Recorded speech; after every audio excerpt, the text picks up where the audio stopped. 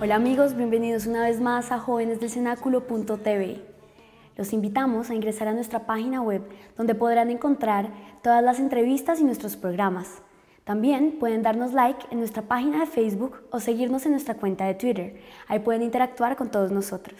Hoy tendremos las secciones de Habla con Paula, la nota del tío Santi, un mensaje con Carlos y por supuesto la de Vox Populi. Hoy nos acompañan dos hermanos que nos van a mostrar que por medio del amor de Dios lograron unificar muchísimo más a su familia. Bienvenidos. Somos jóvenes del cenáculo. Hola, bienvenidos a nuestra nueva sección Habla con Paula. Hoy tenemos un programa muy interesante. Estamos seguros de que a los papás más que todo les va a llamar la atención y a algunos jóvenes que piensan cómo serán aquellos jóvenes que se acercan a Dios, que quieren tener una dimensión espiritual. Para esto estamos hoy con nuestros invitados Juan José y Laura. Bienvenidos a nuestro programa. Muchas gracias. Gracias. Bueno, estos jóvenes valientes nos quieren compartir hoy este testimonio muy interesante. Tenemos un poco ese mito de que a veces los jóvenes no se acercan a Dios, de que solamente les interesa la rumba, los paseos, estar en las redes sociales y que no tienen tiempo para dedicarse a una dimensión espiritual.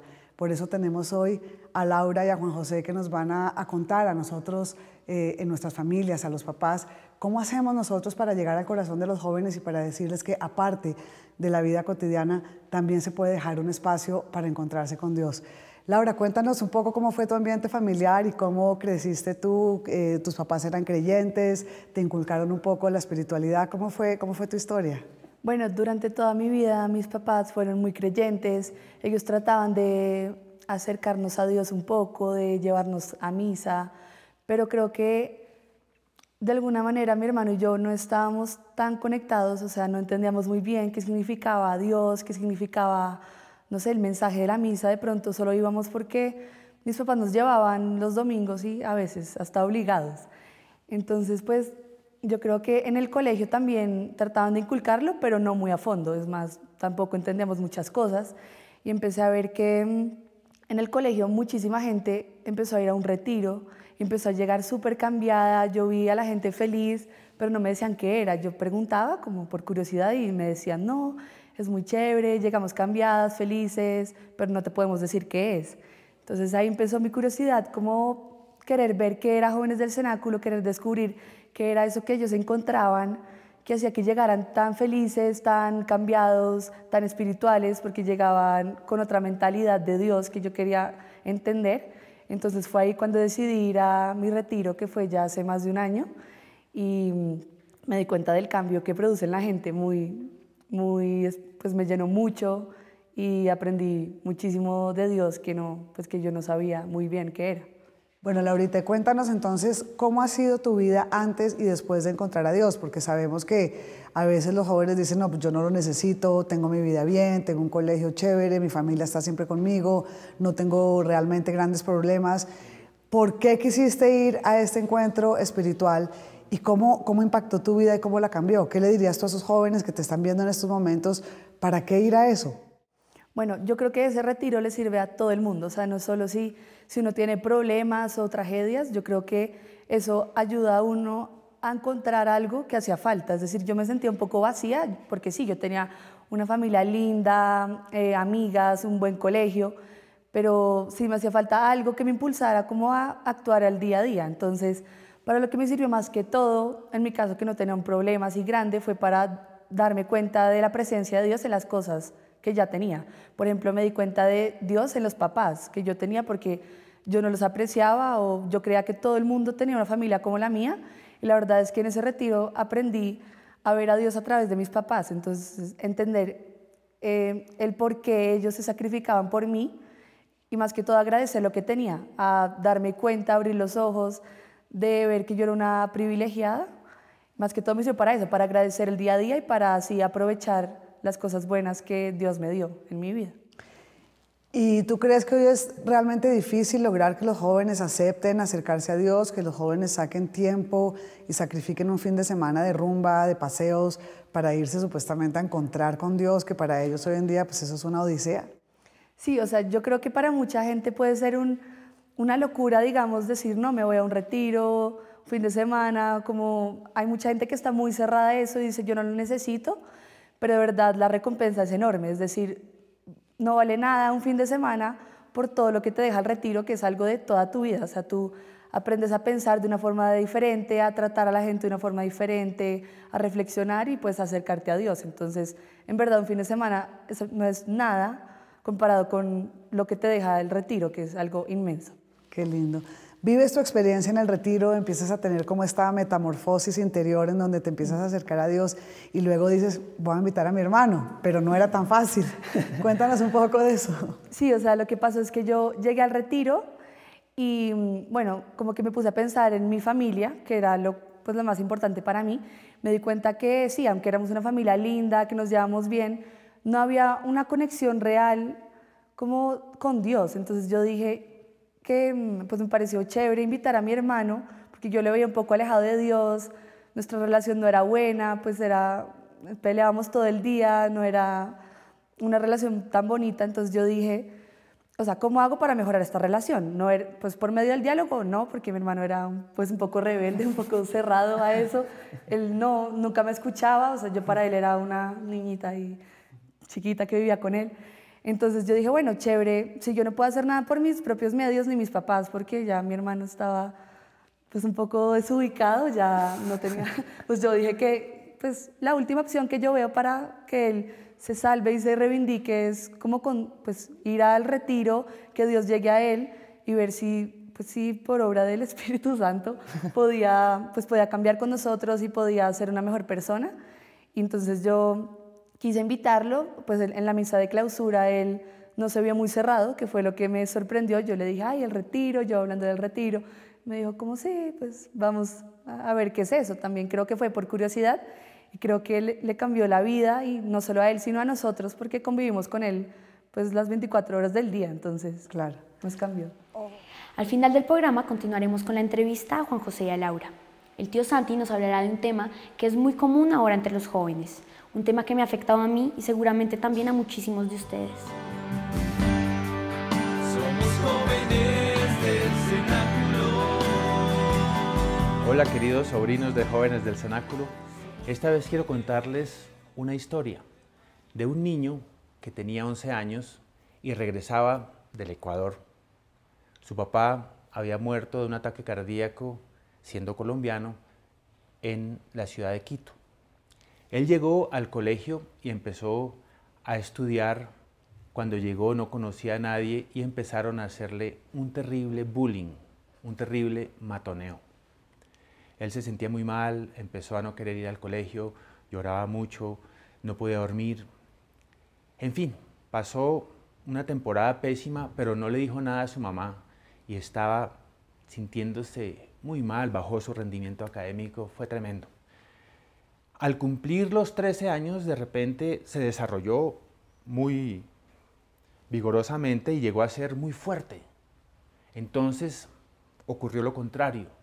Ya no era él la víctima, sino era él que matoneaba a los demás. Se volvió rudo, se volvió una persona que hacía bullying a los demás, que se burlaba, que les ponía apodos, a este porque era gordo, a este porque era flaco, a este porque era negro, a este porque era judío, a este porque era gay, a este porque... En fin, cualquier diferencia lo hacía ser agresivo y ser desagradable y ser grosero y ser atarbán y ser matón. Terrible. Sufría mucho, no solamente cuando fue matoneado, sino cuando matoneaba, porque una persona que hace eso no puede sentirse bien. Hacía reír a los demás poniéndole apodos y humillando a los otros en una actitud muy cobarde, muy mala. Por suerte habló con un sacerdote franciscano que lo guió y le hizo cambiar esa actitud. Y también habló con profesores y algunos padres de familia que se quejaron de esto que estaba haciendo este muchacho, lograron hacerlo entrar en razón y él se hizo tratar psicológicamente porque era un problema de él. El bullying no es un problema del niño matoneado, sino del que matonea. Y es un problema muy delicado al que tenemos que poner mucha atención. Todos en el colegio en un momento dado sufrimos de alguien que nos matoneó, que nos trató mal, que nos humilló, que nos pegó, que se comió nuestra lonchera. que se burló de nosotros, que nos hizo sentir muy mal, que bajó nuestra autoestima y que nos hizo tener ganas de no ir al colegio. Entonces, nosotros, como católicos, tenemos que reaccionar a eso. Si vemos que están humillando o hiriendo o haciéndole daño a una persona débil o a una persona diferente, tenemos que ser conscientes que es una enorme falta de respeto con el ser humano, con el otro ser humano, y tenemos que evitar que eso ocurra. No debemos participar riéndonos ni atizando ese tipo de conducta, que es una conducta espantosa que es muy común. Y lo más importante cuando esto ocurre para los niños a los que les está pasando el bullying es hablar con los papás, y es hablar en el colegio, con los profesores, con los comités de convivencia, para encontrar soluciones. Como les digo, el problema es del niño matón y hay que solucionarlo con psicología, con diálogo, y también, obviamente, cuando la persona ya se pasa, con sanciones, porque llega a tener a veces un derrape, a hacer algo delincuencial, en donde ya pues toca llamar a las autoridades, a la policía. En fin, esto para decirles, queridos jóvenes, que pongan atención en los colegios, en las universidades, a ese tipo de comportamiento, que es un comportamiento horrible, cobarde y espantoso. Un comportamiento que desafortunadamente en mi generación era muy corriente. Y yo desde aquí aprovecho para pedirle perdón a las personas a las que les hice bullying cuando estaba en el colegio, en cuarto de bachillerato. Les pido perdón, horrible, horrible. Me he sentido muy mal con eso. Así como también fui matoneado, muy matoneado, en muchos momentos, de eso no me acuerdo tanto. Hoy en día ya no me duele. Me duele haberle hecho daño a algunas personas, a las que les pido perdón. Y le digo a las personas que están matoneando que no lo hagan, es espantoso, es una práctica horrible, cobarde.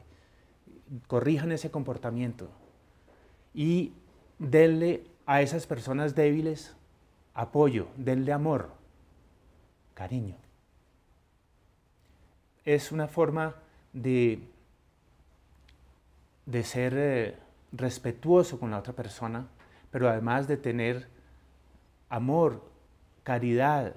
Tenemos que mejorar ese comportamiento en los colegios y tenemos que hacer que todos los niños se sientan felices de ir a los colegios, y tenemos que hacer que si hay un comportamiento así, se detecte y se corrija, se hagan los correctivos, porque todos los niños, el gordo, el flaco, el alto, el bajito, el pobre, el rico, el que es musulmán, el que es judío, el que es ortodoxo, el que es homosexual, el que es de otra raza, el que es indígena, el que es pobre, el que, en fin, todos merecen respeto, todos merecemos respeto y todos merecemos ser bien considerados. Ese es el mensaje, queridos sobrinos. Bendiciones. Es difícil aprender a entender a los demás y aceptar las diferencias. Esa es la invitación que nos hace Carlos hoy, a no juzgar. Somos jóvenes del cenáculo. Hola. En un bello pasaje del Evangelio, Jesús nos habla acerca del juzgar a los demás. En Mateo 7:1-5 nos dice: no juzguen para no ser juzgados, porque con el criterio con que ustedes juzguen, se los juzgará, y la medida con que midan se usará para ustedes. ¿Por qué te fijas en la paja que está en el ojo de tu hermano y no adviertes la viga que está en el tuyo? ¿Cómo puedes decirle a tu hermano, deja que te saque la paja de tu ojo, si hay una viga en el tuyo? Hipócrita, saca primero la viga de tu ojo y entonces verás claro para sacar la paja del ojo de tu hermano. Qué bello mensaje, porque nos hace una invitación también muy fuerte, y es a recordar que en ocasiones olvidamos hacer un examen de conciencia, hacer un examen interior antes de juzgar a los demás por los defectos que consideramos que ellos tienen. Qué bello momento que nos regalas, Jesús, hoy para pensar acerca de fijarnos en nuestro corazón, en nuestros pensamientos, en nuestras emociones, para que nuestra voluntad esté medianamente en coherencia con lo que pensamos sentimos y obramos. En el próximo programa, Carlos nos hablará sobre los miedos personales. Y desde Europa, nuestros corresponsales han estado preparando la sección de Vox Populi.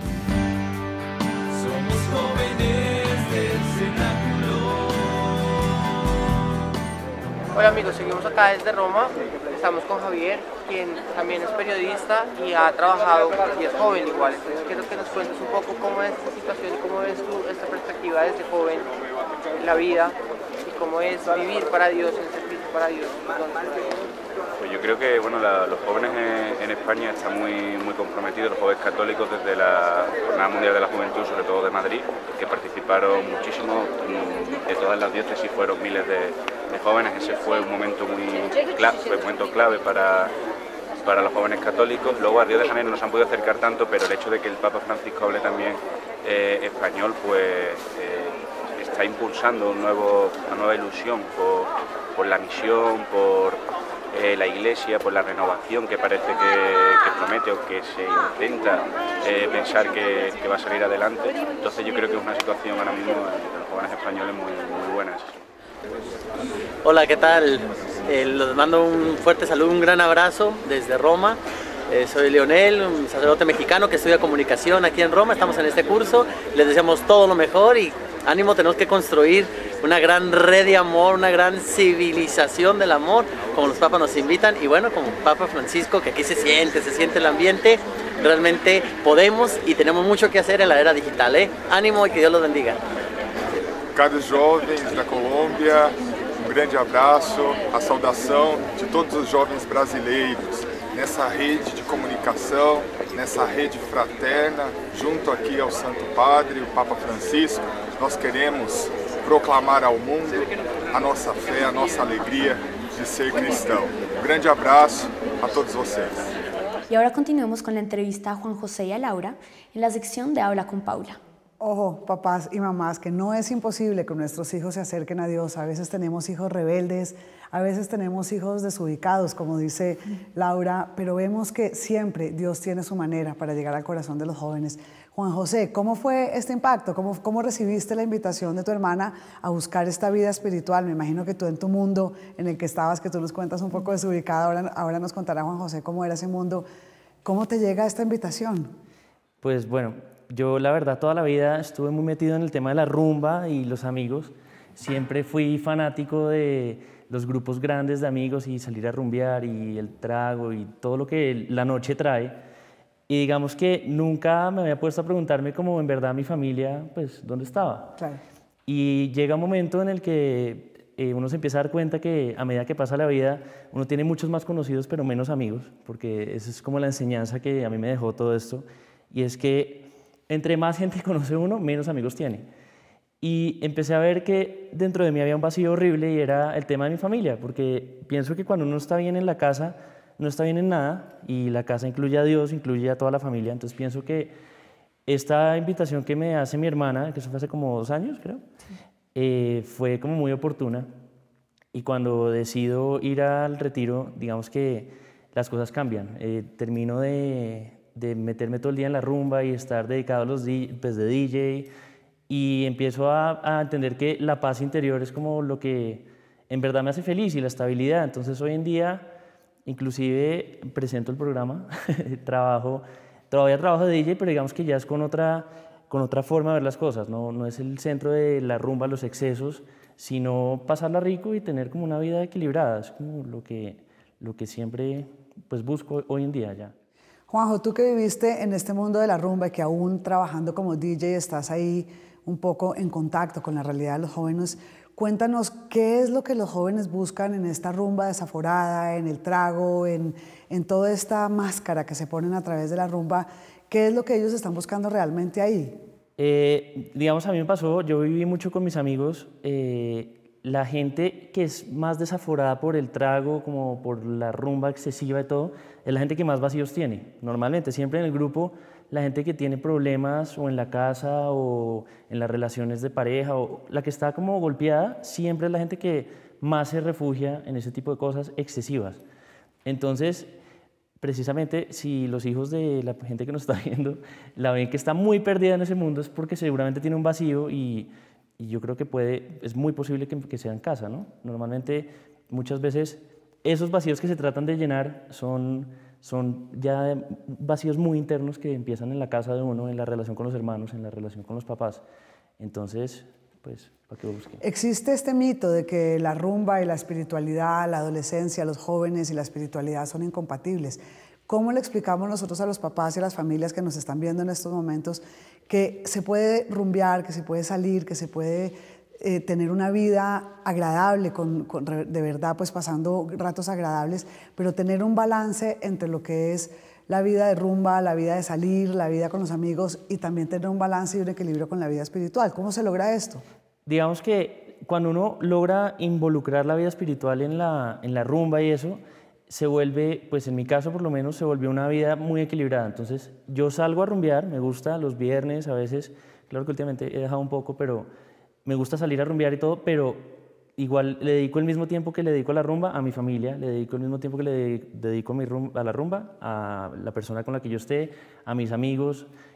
Trato de que todo sea un equilibrio, de no enfocarme 100% en la rumba, en los excesos, sino buscar como el tiempo para que todo el mundo, como que tener una vida en equilibrio, que todo el mundo tenga su tiempo igual, que todo el mundo tenga como la misma atención. Cuéntanos entonces cómo ha sido la vida de Juan José antes de encontrar a Dios y después de haber encontrado a Dios. ¿Cómo impacta esto tu vida cotidiana, tu vida en general? Bueno, mi vida antes de encontrar a Dios, yo estaba trabajando muy fuerte de DJ, digamos, fue algo que se creció mucho para lo que yo alguna vez soñé, yo creo. Entonces era una vida en la que yo desde los jueves hasta los sábados trabajaba, todas las noches. El trago durísimo, digamos que el ambiente de rumba es muy pesado, sobre todo en Bogotá, por ejemplo, es súper fuerte. Entonces, era una vida en la que yo iba a rumbear, conocía en teoría 1000 personas me invitaban a salir, todo, y llegaba a la casa a dormir, mis papás y mi hermana, para mí no existía nadie, yo entraba, salía, para mí mi vida era mis amigos, era que iba a ser el viernes, y con el tiempo, digamos que uno se empieza a dar muchos golpes de las verdaderas amistades y los problemas que tanta popularidad trae, porque en verdad son más de los que uno cree. Yo creo que son más las cosas negativas que los beneficios.